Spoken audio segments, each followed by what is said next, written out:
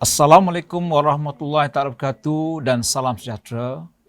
Yang berusaha Dr. Yahya bin Osman, pengarah IPG Kampus Ipoh. Yang berusaha Encik Muhammad Kadri bin Fadil Rahman, timbalan pengarah IPG Kampus Ipoh.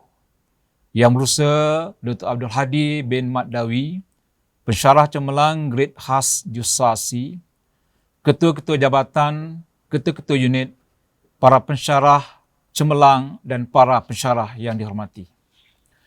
Alhamdulillah, bersyukur kita kehadrat Allah SWT kerana dengan limpah dan inayahnya dapat kita bersama-sama berkumpul pada hari ini di Dewan Seri Tanjung IPG Kampus Ipoh secara atas talian sempena Kolegium Penyelidikan dan Inovasi Pendidikan 2020 IPG Kampus Ipoh atau KOPIP 2020. Tahniah dan sabas diucapkan bagi penganjuran Kolegium pada hari ini. Sesungguhnya penganjuran Kolegium ini merupakan satu usaha murni untuk menyemarakkan penyelidikan dan inovasi dalam kalangan pensyarah IPG Kampus Ipoh. Di kesempatan ini, saya ingin merakamkan terima kasih atas kesudian pihak IPG Kampus Ipoh menjemput saya memberikan ucap utama pada Kolegium ini. Saya amat berbesar hati dengan jemputan ini. Justru saya ingin berkongsi pengetahuan dan pengalaman saya dengan semua hadirin tentang tema Kolegium yang diberikan kepada saya, iaitu penyelidikan dan inovasi dalam era pendidikan 5.0. Era pendidikan 5.0 umumnya berkait rapat dengan fenomena Society 5.0 atau Masyarakat 5.0. Ia bermula pada 21 Januari 2019 ketika Perdana Menteri Jepun Shinzo Abe secara rasmi melancarkan road plan yang dikenali sebagai Masyarakat Super Pintar atau Society 5.0 yang berpusat kepada manusia dan berasaskan teknologi. Shinzo Abe memperkenalkan konsep tersebut di World Economic Forum yang diadakan di Davos, Switzerland. Beliau mengatakan bahawa negaranya menghadapi masalah besar sehingga diperlukan kemajuan yang besar untuk memulihkan ekonomi, meningkatkan optimisme rakyat dan kembali kepada persaingan global. Oleh itu, beliau memperkenalkan konsep tersebut sebagai jawapan kepada masalah yang dialami oleh negaranya, khususnya dalam perkembangan semasa revolusi industri 4.0. Kewujudan masyarakat 5.0 ini juga dapat menyelesaikan masalah melalui gabungan inovasi dari pelbagai elemen yang terdapat dalam industri 4.0 melalui artificial intelligence, Internet of Things dan big data yang akan mengubah jutaan data yang dikumpul melalui internet menjadikan kerja manusia lebih mudah. Umumnya, masyarakat 5.0 mencipta inovasi yang akan menghapuskan jurang wilayah, umur, jantina, pekerjaan dan bahasa dan membolehkan penyediaan perkhidmatan yang disesuaikan dengan pelbagai keperluan individu. Sekarang, Malaysia berdepan dengan masalah COVID-19 dan penurunan ekonomi. Maka, pemulihan ekonomi bergantung kepada transformasi teknologi revolusi industri keempat atau 4IRR dan Malaysia 5.0. Pengurusi MDEC, Dr. Rais Hussein membayangkan Malaysia 5.0 sebagai naratif baru untuk Malaysia sebagai ekonomi inovasi yang dapat bersaing dalam dunia teknologi, berfungsi sebagai batu loncatan untuk ASEAN, menghubungkan Asia, Timur Tengah dan Afrika, termasuk 1.8 bilion penduduk Islam di seluruh dunia. Malaysia 5.0 akan dapat menyumbang kepada ekonomi kitaran dan ekonomi yang lebih lestari, di mana kehidupan yang lebih sejahtera dapat diwujudkan untuk semua rakyat tanpa mengira bangsa, umur dan kelas. Teknologi revolusi industri 4.0 ini dapat mewujudkan suasana kehidupan yang lebih baik, termasuk mencipta pekerjaan baru yang lebih bermakna, meningkatkan kemahiran tenaga kerja, tahap kesihatan dan pendidikan yang lebih baik dan dapat mewujudkan bandar yang lebih pintar serta lebih hijau. Malaysia 5.0 yang diadaptasi dari konsep Society 5.0 mencadangkan penempatan masyarakatnya berada di pusat teknologi, di mana teknologi melayan masyarakat dan bukannya sebaliknya. Society 5.0 adalah sebuah masyarakat yang berpusat kepada manusia, yang bertujuan untuk menyeimbangkan kemajuan ekonomi dengan penyelesaian masalah sosial dan menggunakan sistem yang mengintegrasikan antara ruang dunia maya dengan ruang dunia nyata.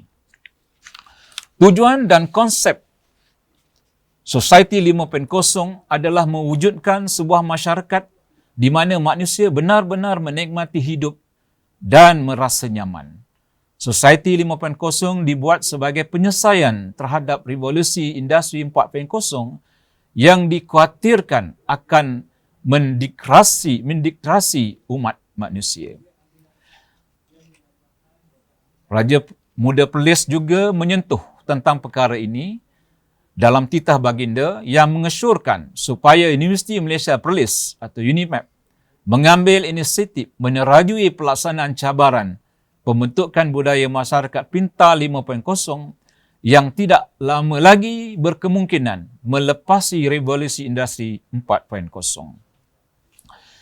Berbicara tentang konsep industri 4.0, ianya pertama kali muncul di Jerman pada tahun 2011 dalam sebuah projek utama memanfaatkan teknologi komputer dalam pembuatan. Idea utama konsep ini adalah untuk memanfaatkan potensi teknologi baru dan konsep tersebut digunakan untuk mencapai tujuan interaksi dan ketelusan maklumat dari segi pembuatan dan perkembangan teknologi serta membantu manusia dalam pekerjaan.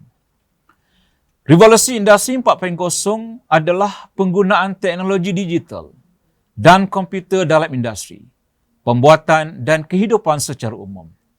Pada fasa ini, revolusi teknologi berkembang pesat dapat dilihat dari munculnya teknologi pembuatan yang terhubung dengan sistem cyber fizikal yang menggunakan internet sebagai sistem pemindahan data yang membolehkan pengeluar menyesuaikan diri dengan cepat dengan keperluan pasaran.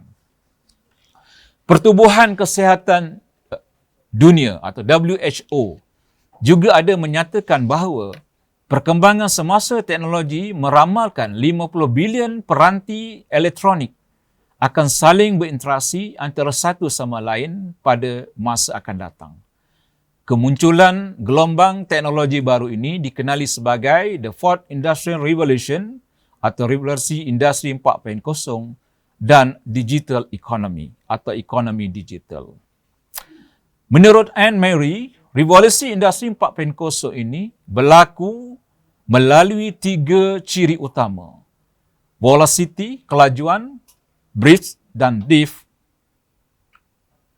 keluasan dan kedalaman serta sistem impact yang menyeluruh.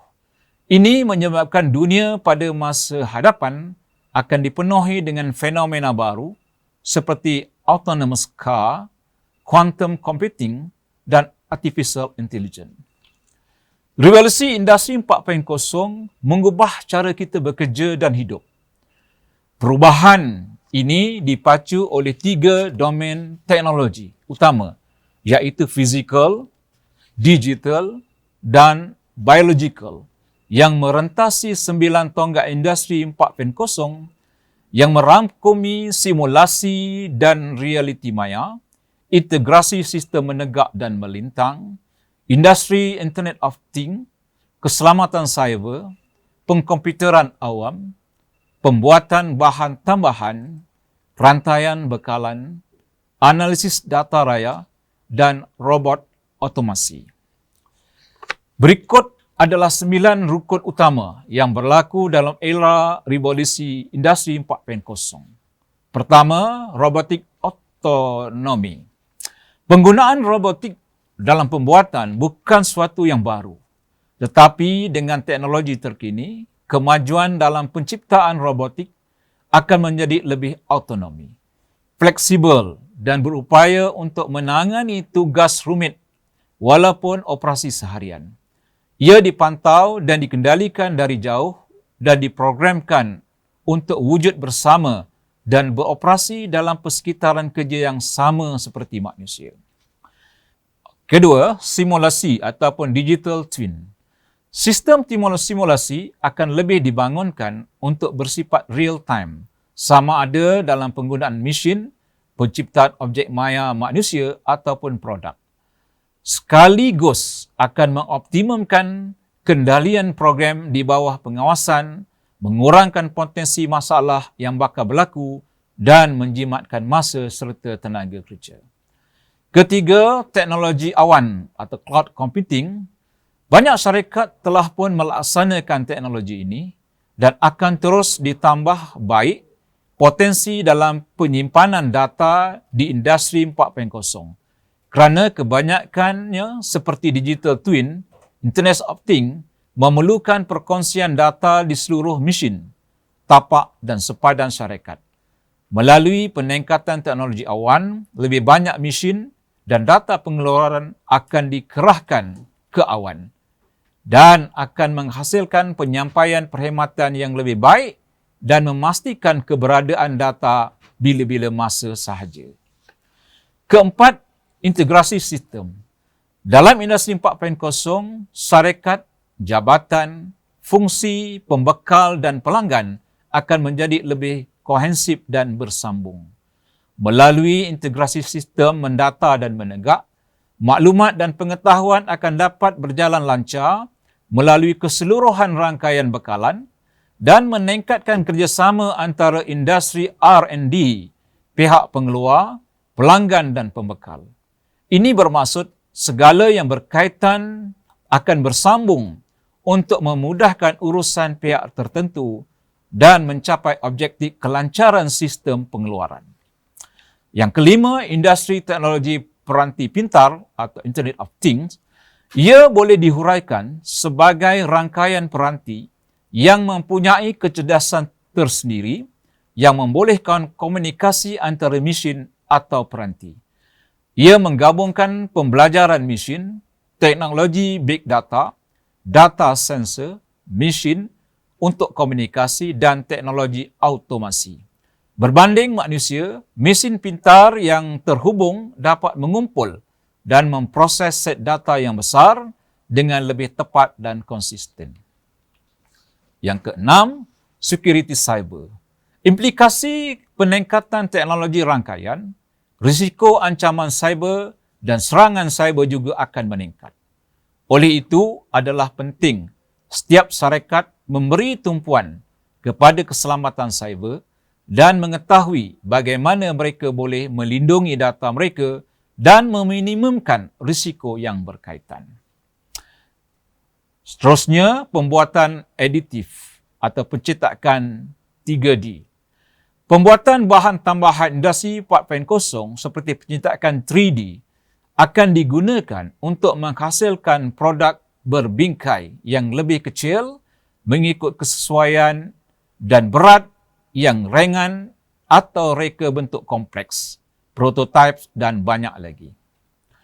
Seterusnya dari segi realiti maya atau augmented reality, industri ini akan memainkan peranan penting dalam industri 4.0 kerana ia dapat membantu menyediakan maklumat visual yang tepat dalam masa yang tepat kepada orang yang tepat dan di tempat yang tepat. Penyelesaian ini boleh digunakan dengan peranti handheld seperti telefon pintar, tablet atau bersepadu dalam produk seperti cermin mata atau lain-lain. Teknologi ini akan memberikan lebih banyak kelenturan, kesesuaian, peningkatan dan daya saing faktor manusia dan penambahbaikan yang berterusan. Ini juga akan membawa kepada pengurangan kecacatan dalam gerak kerja yang sesuai untuk industri perkhidmatan, penyelenggaraan dan mengurangkan potensi error dalam melatih teknologi ini kepada pekerja baru. Seterusnya, analisis data besar ataupun big data. Syarikat-syarikat telah mula mengumpul dan menganalisis set data yang besar dengan niat untuk mengoptimumkan kualiti pengeluaran, menjimatkan tenaga, mengurangkan kos pengeluaran dan lain-lain. Melalui peningkatan bilangan sensor bersepadu ke arah memudahkan pengilang mesin dan produk, ia akan dapat meningkatkan kualiti dan juga kuantiti data. Analisis data yang besar akan dapat mengekstrak maklumat berharga daripada set data yang besar dan mencapai perkhidmatan yang lebih baik, meningkatkan kualiti produk dalam masa yang lebih singkat serta mengurangkan kos. Society 5.0 ataupun Society 5.0 dicetuskan dari negara Jepun. Ia menggambarkan generasi kelima trend masyarakat dalam sejarah dunia berdasarkan kronologi bermula daripada masyarakat pemburuan atau hunting society yang dikenal sebagai Society 1.0, masyarakat pertanian atau agrarian society atau Society 2.0, masyarakat industri atau industry society atau Society 3.0, dan masyarakat informasi atau information society atau Society 4.0. Manakala masyarakat 5.0 menciptakan layanan, nilai-nilai dan cara baru dalam kehidupan. Masyarakat 5.0 ialah masyarakat yang dapat menguasai kehidupan di alam maya dan alam fizikal. Jika masyarakat 5.0 hanya mampu mengakses maklumat atau berbagai-bagai bentuk informasi di alam maya, tetapi masyarakat 5.0 ini dapat menganalisa maklumat tersebut menggunakan kecerdasan buatan atau artificial intelligence atau AI, dan hasil tersebut dikembalikan kepada manusia di ruang nyata dalam berbagai bentuk yang mengatasi kemampuan manusia. Kesannya akan memberikan nilai baru kepada industri dan masyarakat yang sebelum ini adalah mustahil dilakukan oleh manusia. Masyarakat 5.0 adalah masyarakat pintar yang memberi penekanan integrasi teknologi pintar dan manusia.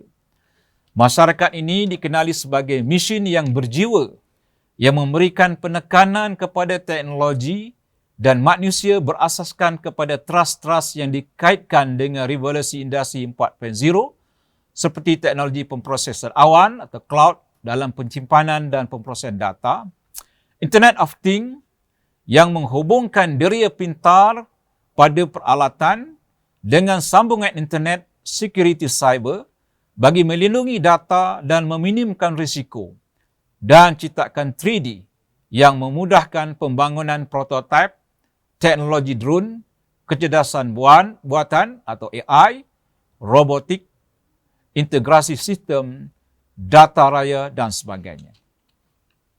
Selain itu, realiti berperantau yang dapat menggabungkan dunia fizikal dengan dunia maya serta dapat menganalisis data raya perkhidmatan dan melakukan unjuran yang lebih tepat atau semakin menghampiri kebenaran.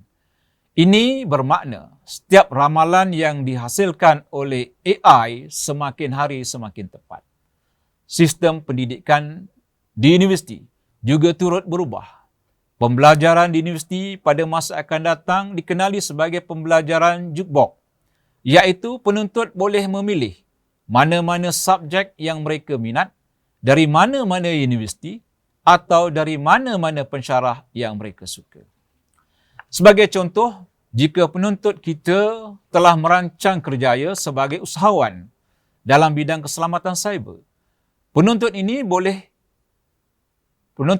hanya perlu mengambil subjek yang berkaitan dengan keselamatan cyber, subjek-subjek keusahawanan dan seterusnya subjek-subjek yang berkaitan dengan akaun atau urusan kewangan syarikat. Subjek-subjek ini boleh diambil dari satu universiti sahaja atau dari pelbagai universiti. Yang menariknya, mereka boleh memilih pensyarah yang mereka suka atau sesuai dengan mereka. Banyak perubahan berlaku daripada revolusi industri 1.0 hingga kepada revolusi industri 5.0. Revolusi industri 1.0 bermula pada tahun 1784.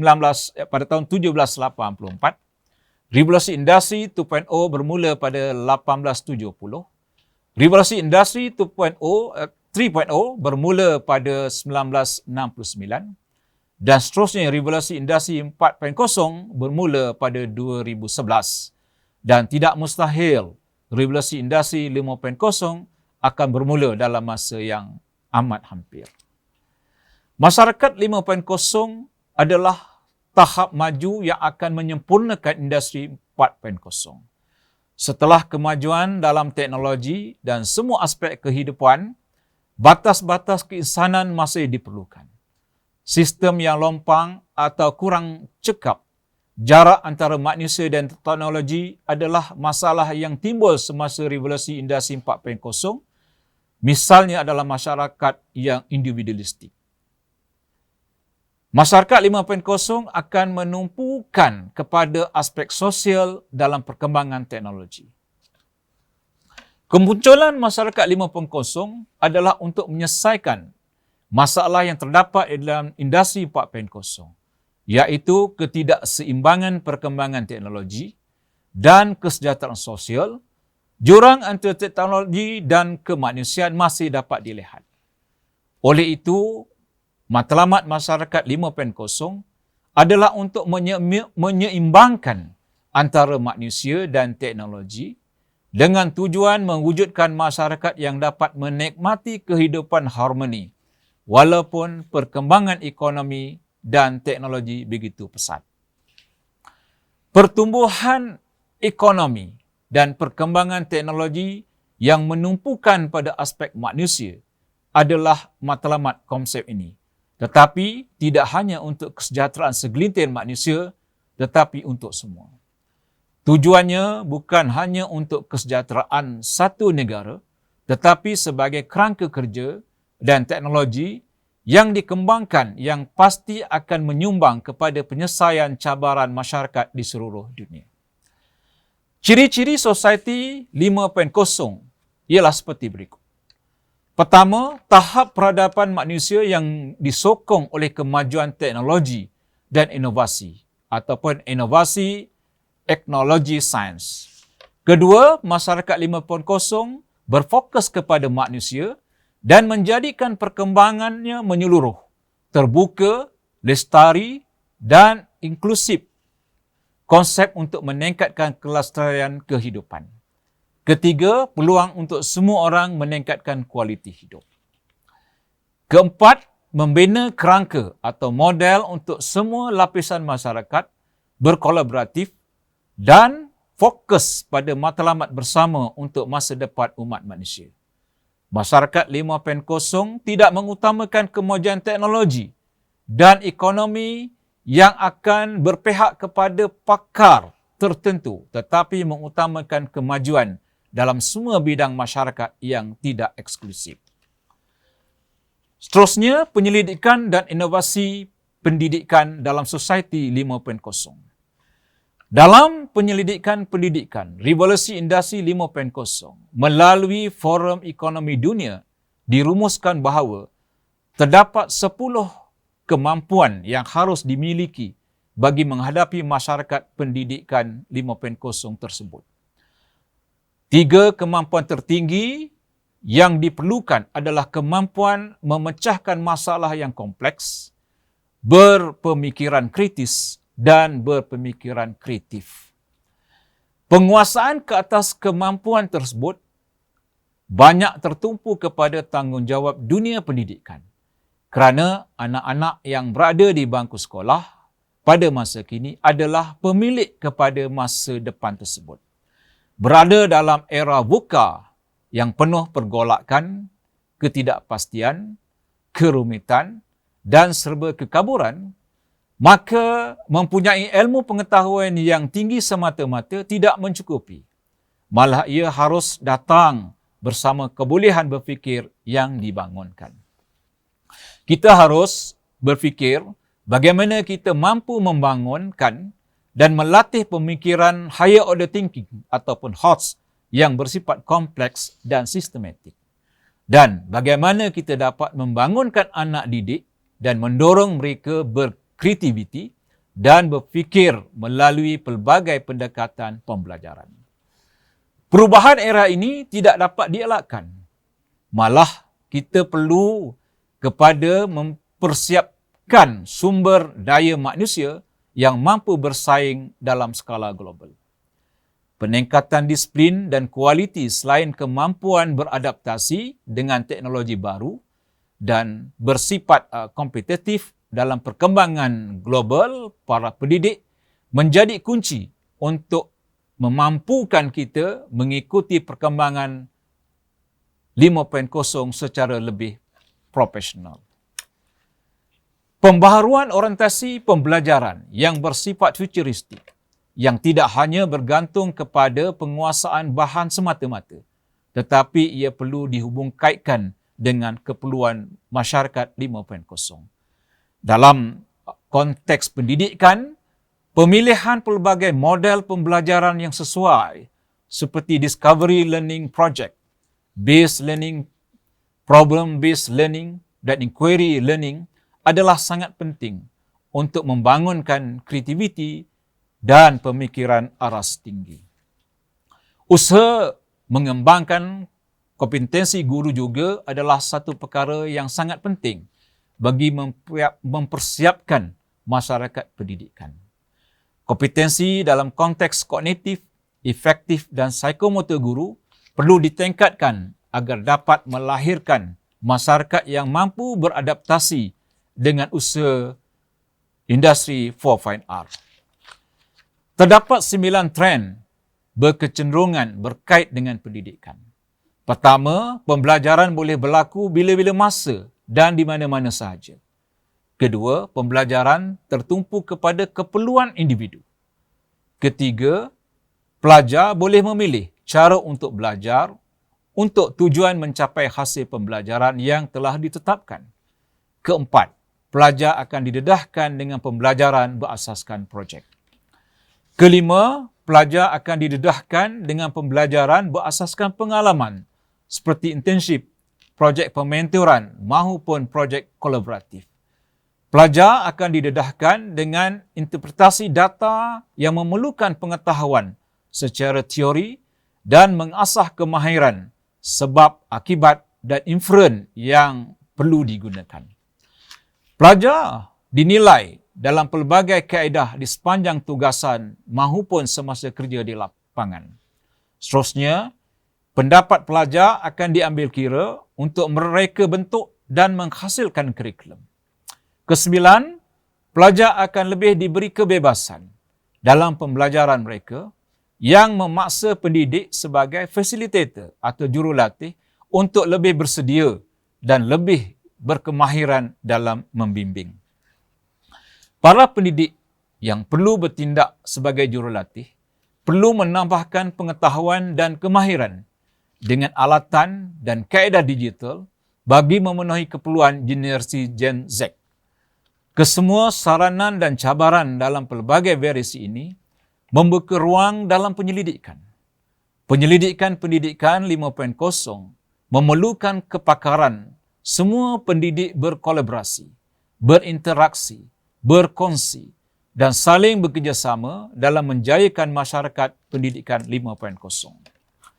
Dalam bidang inovasi pula, antara ciri-ciri yang dinyatakan bagi masyarakat 5.0 adalah Internet of Things, Big Data, Artificial Intelligence. Big Data yang dikumpul oleh Internet of Things akan diinovasikan menjadi kepintaran baru melalui Artificial Intelligence dan ianya dapat digunakan bagi setiap sudut masyarakat. Juga dinyatakan bahawa inovasi perlu ada isu dan penyelesaian.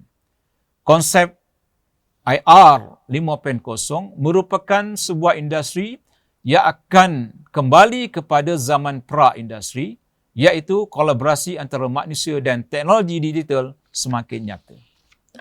Bagi inovasi dalam bidang pendidikan, guru berperanan sebagai fasilitator bagi pelajar untuk menunjukkan arah dalam penemuan penyelesaiannya dengan harapan penyelesaian yang dimunculkan bukan solusi usang atau bahkan sekadar copy-paste, tetapi solusi yang memiliki nilai baru, yang bersesuaian dengan konteks baru, yang akan menunjukkan kreativiti dan inovasi.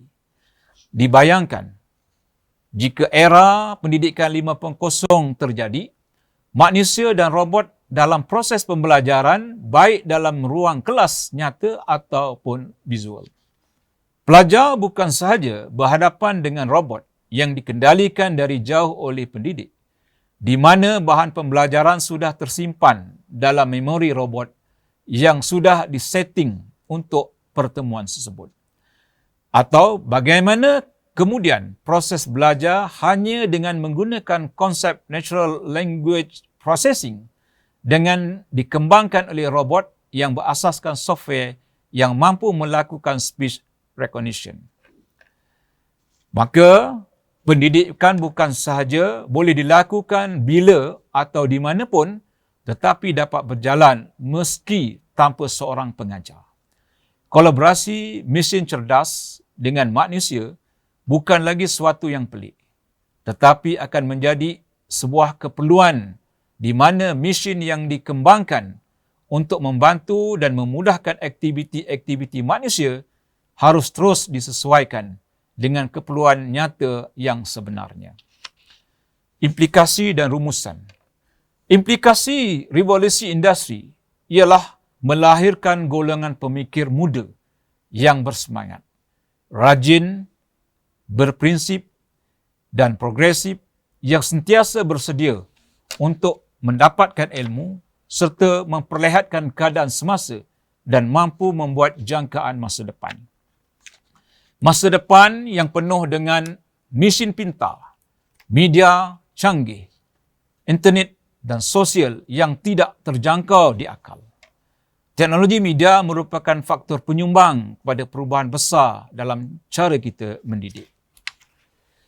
Para pendidik harus perlu melepaskan diri dari amalan pengajaran tradisional berasaskan kandungan kepada cara baru untuk mendidik individu yang menghargai kepribadian pembelajaran itu sendiri.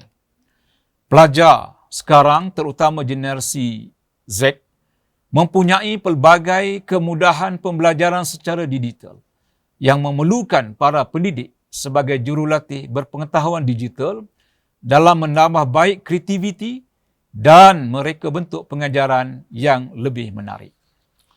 Dalam revolusi industri ini, jalan pembelajaran adalah lebih fleksibel dan adaptif, fokus kepada penguasaan pelbagai aspek kemahiran hidup, kaedah pembelajaran berpusatkan pelajar dan penggunaan teknologi yang berterusan harus tertanam dalam nilai dan prinsip setiap pendidik. Langkah yang perlu ditetapkan oleh golongan pendidik adalah penting. Kita dan mereka perlu berani serta kreatif untuk melampaui batasan biasa menjadi luar biasa dari biasa-biasa. Semasa kita bergerak ke era seterusnya, strategi yang perlu kita gunakan adalah untuk melonjakkan dan memimpin revolusi 5.0 adalah mengenai pembasmian rasa puas hati, membuang kelesuan dan kebosanan, menekankan perniagaan yang luar biasa, dan melakukan perkara yang betul dengan cepat dan tepat. Di sebalik tumpuan kepada Society 5.0 ini, terdapat beberapa isu dan cabaran yang perlu diberikan penekanan, iaitu isu yang berkaitan dengan integrasi robot di dalam organisasi dan isu kerjasama kerja manusia robot. Isu berkaitan dengan integrasi robot di dalam organisasi adalah seperti berikut. Penerimaan robot di tempat kerja, evolusi dalam struktur organisasi dan aliran kerja, evolusi dalam etika kerja, diskriminasi terhadap robot atau orang, privasi dan kepercayaan dalam persekitaran kerja kolaborasi manusia-robot, pendidikan dan latihan, reka bentuk semula tempat kerja untuk robot. Manakala isu kerjasama manusia-robot adalah seperti berikut. Melibatkan isu undang-undang dan peraturan, keutamaan peribadi untuk bekerja dengan robot, implikasi sosial kerjasama manusia-robot, perubahan kepada peranan jabatan teknologi maklumat dan munculnya jabatan robotik, keutamaan terhadap jenis robot untuk bekerjasama, belajar atau robot berdasarkan peraturan, masalah etika yang dihasilkan daripada kerjasama robot manusia, status etika robot. Kesimpulannya, Society 5.0 adalah usaha manusia untuk membuat kemajuan dalam teknologi, ekonomi dan kehidupan yang selesa secara inklusif. Perubahan dari industri 4.0 kepada masyarakat 5.0 akan bermula dari fokus kita sebagai manusia untuk mencapai kemajuan bersama, berdampingan dengan teknologi maju.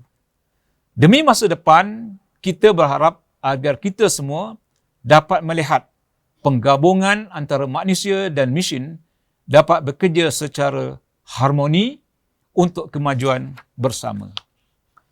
Secara penutupnya, dapat saya simpulkan sejauh manakah kita telah bersedia dengan perubahan landscape dan keperluan Society 5.0. Kedua, kita perlu berubah kepada norma baru dalam latihan perguruan untuk menyediakan keperluan Society 5.0 ini. Dan persediaan latihan perguruan perlu dipacu ke arah readiness teachers dengan sub-skill yang holistik seiring dengan prinsip dalam SDG 2030 dan bertunjangkan kepada falsafah pendidikan negara. Dan IPG perlu melaksanakan model guru futuristik untuk mencapai perubahan ini. Sekian, terima kasih. Wabillahi taufiq hidayah. Assalamualaikum warahmatullahi taala wabarakatuh.